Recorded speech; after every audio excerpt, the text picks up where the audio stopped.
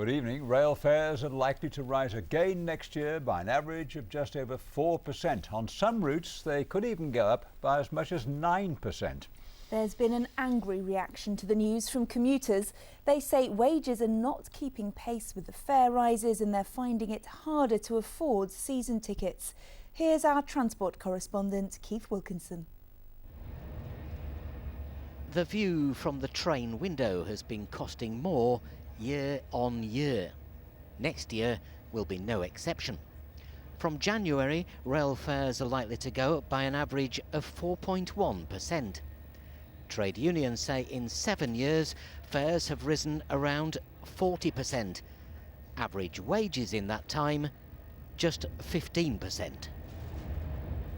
Ben Whitehouse commutes for 4 hours every day between Wrexham and Birmingham, where he works for the City Council.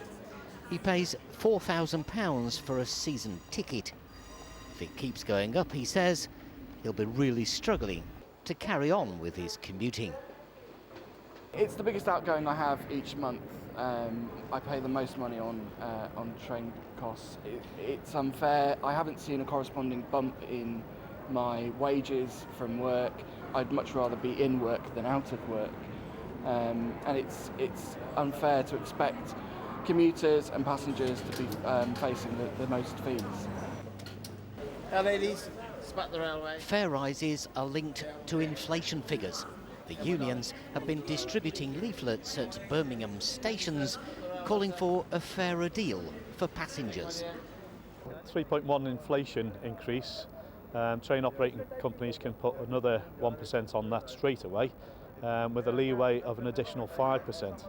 So in total, rail increases, the fare increases of 9%, way above inflation, way in excess of the wage increases that anyone could expect at this point in time during austerity. It's just immoral.